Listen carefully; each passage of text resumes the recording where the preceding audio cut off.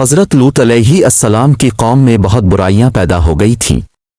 وہ باہر سے آنے والے تاجروں اور سوداگروں کو عجیب و غریب طریقوں سے لوٹ لیا کرتے تھے۔ جب کوئی سوداگر باہر سے آ کر صدوم میں ٹھہرتا تو اس کا مال دیکھنے کے بہانے ہر آدمی تھوڑی تھوڑی چیزیں اٹھا کر چل دیتا۔ تاجر بے چارہ منہ دیکھتا رہ جاتا۔ اگر وہ کچھ شک و شکایت کرتا تو ان میں سے ایک آتا اور لوٹا ہوا مال ٹوٹی پھوٹی شکل میں دکھا کر کہتا، بھائی میں تو یہ لے گیا تھا، یہ اپنا مال واپس لے لو۔ تاجر ٹوٹا پھوٹا مال دیکھ کر غمگین ہو جاتا اور ان سے کہتا، اب یہ مال میرے کس کام کا؟ اس ٹوٹے پھوٹے مال کا میں کیا کروں گا؟ وہ اسی طرح ایک کر کے آتے اور اسے ٹوٹا ہوا مال دکھاتے اور یہی بات اس سے کہتے، اس طرح اسے اور زیادہ پریشان کرتے۔ اس سلسلے میں کتابوں میں ایک واقعہ لکھا ہے۔ حضرت ابراہیم علیہ السلام اور سارہ رضی اللہ عنہ نے حضرت لوط علیہ السلام کی خیریت معلوم کرنے کے لیے ایک شخص عزیز الیعزر کو صدوم بھیجا۔ جب یہ بستی کے قریب پہنچا تو ایک سرمی نے اسے اجنبی سمجھ کر اس کے سر پر زور سے ایک پتھر مارا۔ اس کے سر سے خون بہنے لگا۔ بجائے اس کے کہ پتھر مار کر وہ شرمندہ ہوتا، الٹا اس نے عزیز سے کہا، میرے پتھر کی وجہ سے تیرا سر سرخ ہو گیا ہے، اس لیے مجھے اس کا معاوضہ ادا کر۔ اس نے صرف مطالبہ ہی نہیں کیا، اسے کھینچ کر عدالت میں لے گیا۔ صدوم کے حاکم نے صدومی کا بیان سنا اور یہ فیصلہ دیا، صدومی کا مطالبہ درست ہے، بذرا صدوم کو پتھر مارنے کا معاوضہ دے۔ ذرا فیصلہ سن کر طیش میں آ گیا۔ اس نے ایک پتھر حاکم کے سر پر کھینچ مارا اور بولا، میرے پتھر مارنے کا معاوضہ تو صدومی کو ادا کر دے۔ ایک تو اس قوم کی یہ حالت تھی، دوسرے اس قوم نے ایک اور خبیث فعل ایجاد کیا۔ اس فعل سے اس وقت تک دنیا کا کوئی انسان واقف نہیں تھا۔ وہ فعل یہ تھا کہ اپنی نفسانی خواہش کو عورتوں کے بجائے لڑکوں سے پوری کرتے تھے۔ اس فعل کو انہوں نے اپنا مشغلہ بنا لیا تھا۔ قصص القرآن۔ مطلب یہ کہ اہل صدوم اس قدر ظلم و ستم، فحاشی، بے حیائی، بد اخلاقی اور فسق و فجور میں مبتلا ہو گئے تھے۔ ایک مرتبہ یردن آرڈن میں سخت قحط پڑا۔ اہل صدوم کے باغات سڑک کے کنارے تھے اور بہت کثرت سے تھے۔ آس پاس کے لوگ ادھر سے گزرتے تو کچھ پھل توڑ لیتے۔ اہل صدوم نے خیال کیا کہ اگر لوگ اسی طرح پھل توڑتے رہے تو باغ ہی ختم ہو جائیں گے، اس کی کوئی تدبیر کرنی چاہیے۔ اس لیے انہوں نے مشورہ کیا کہ جو شخص پھل توڑے اس سے یہ فعل زبردستی کیا جائے۔ اس فیصلے کے بعد یہ لوگ شہر کے ناکوں پر بیٹھے رہتے، جو مسافر آتا پھل توڑتا تو یہ اسے پکڑ کر اپنی ہوس کا نشانہ بناتے۔ شروع میں انہوں نے یہ حرکت پھل توڑنے والے مسافروں سے کی، پھر وہ اس گھناؤنے فعل کے عادی ہو گئے۔ پھر اس فعل میں اس حد تک بڑے کہ اپنی عورتوں سے بے تعلق ہو گئے۔ قاموس القرآن۔ صدوم کی بستی آرڈن اور بیت المقدس کے درمیان واقع تھی۔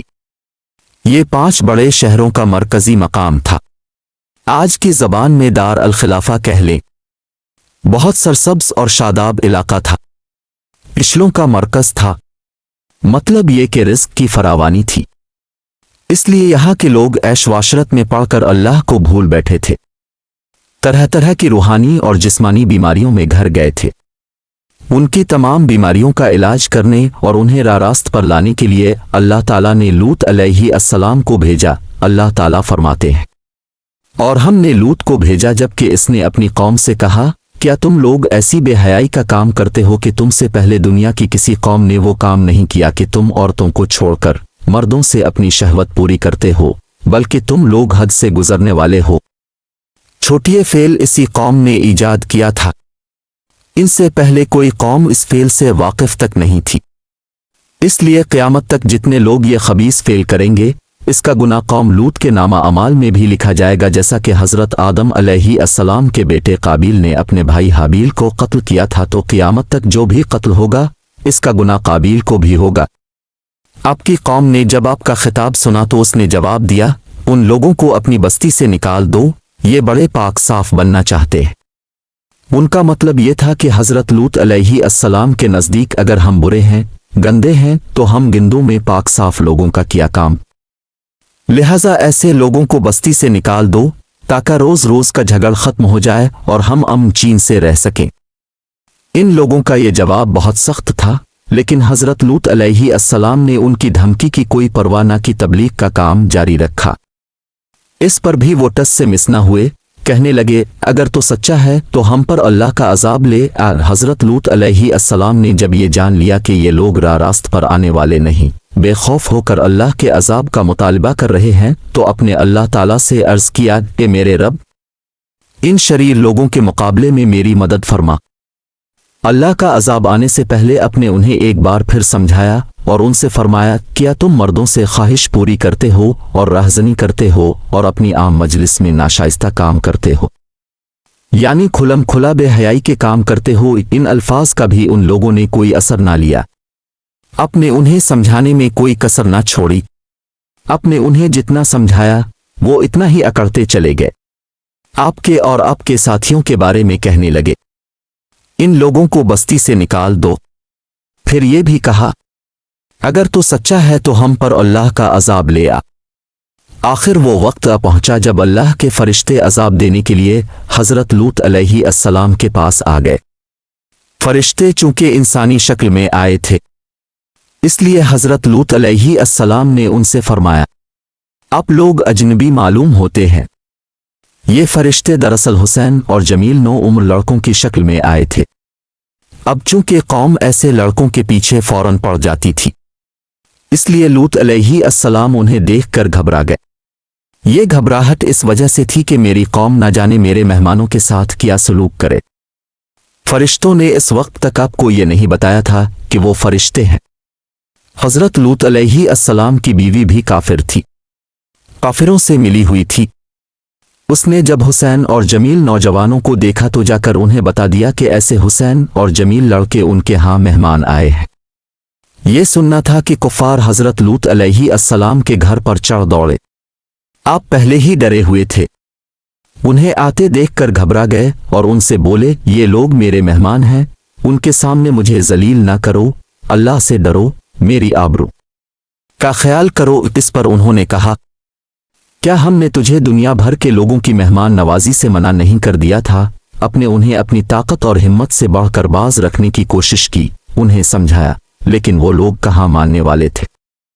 आखिरकार मजबूर होकर अपने उनसे फरमाया, ए मेरी कौम, ये मेरी बेटियां, कौम की लड़कियां यहां मौजूद हैं, ये तुम्हारे लिए पाकीज़ा और बेहतर हैं। सो तुम अल्लाह से डरो, मेरे मेहमानों के बारे में मुझे रुस्वा ना करो। क्या तुमसे कोई भी शाशा और नेक चलन नहीं? अपने उन्हें पेशकश की कि मैं अपनी लड़कियां तुम्हारे सरदारों के निकाह में दे देता हूं, बस तुम अपने इरादे से बाज आ जाओ। इस जमाने में मुसलमान लड़की का निकाह का फर्ज से जायज था, यहां तक कि अब सल्लल्लाहु अलैहि वसल्लम के इब्तिदाई जमाने तक यही दस्तूर रहा।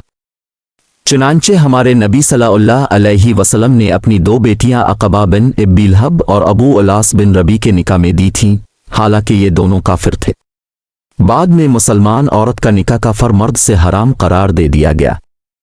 उनका फरोहे ने हजरत लूत अलैहि अस्सलाम की ये पेशकश भी मंजूर न की, उन्होंने इसे रद्द कर दिया और बोले, तो जानता है लड़कियों से हमें कोई रग़बत नहीं, कोई गरज नहीं, और जो हम चाहते हैं इसे तो बखूबी जानता है। उनका जवाब सुनकर अब बहुत घबराए, अपने घर का दरवाज़ा बंद कर लिया।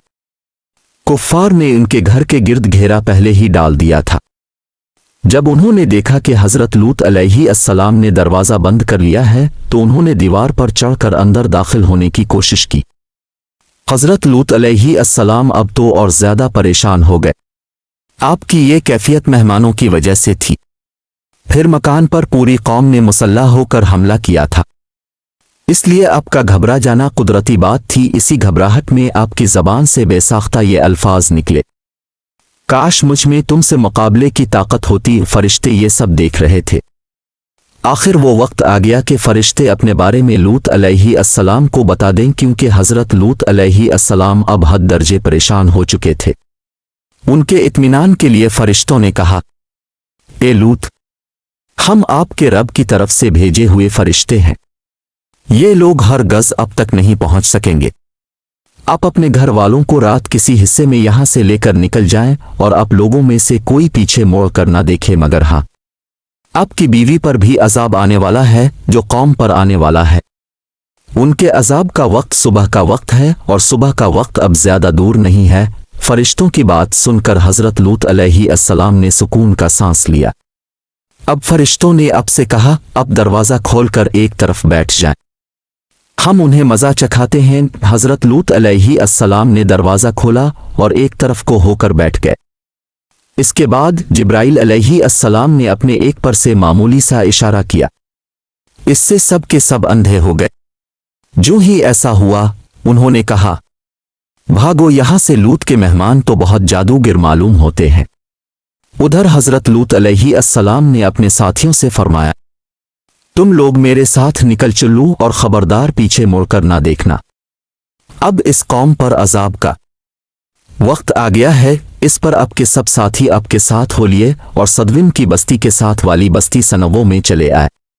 आपकी बीवी थोड़ी दूर साथ चली, फिर वापस कौम में आ गई। जिस वक्त हजरत लूत अलैहिस्सलाम सनवों में दाखिल हुए, उस वक्त अल्लाह ताला ने इस कौम पर गंधक और आग आसमान से बरसाई। पूरी कौम ने एक चीख मारी। फरिश्तों ने सारी आबादी का तख्ता ऊपर उठाकर उल्टा यख दिया। फिर ऊपर से उन पर पत्थरों की बारिश होने लगी। पत्थरों की इस बारिश ने उनका नामो निशान मिटा दिया। इस कौम का भी वही हश्र हुआ जो इससे पहली कौमों का हुआ था। जो पत्थर इस कौम पर बरसाए गए वो आम पत्थर नहीं थे, वो अजाब के पत्थर थे। उन पत्थरों पर मुजरिम का नाम लिखा था। पत्थरों से पहले पेज का अजाब नाजिल हुआ, फिर पत्थर बरसे। सूरज निकलने के बाद हजरत लूत अलैहिस्सलाम ने पहाड़ी के ऊपर चढ़कर सदविम की बस्ती की तरफ देखा। वहां हर तरफ तबाही और बर्बादी नजर आए। इस बारे में अल्लाह ताला ने फरमाया, और हमने लूत के पास वही के जरिए यह हुक्म भेजा कि सुबह होते ही उन सब की जड़ बिल्कुल ही कट जाएगी।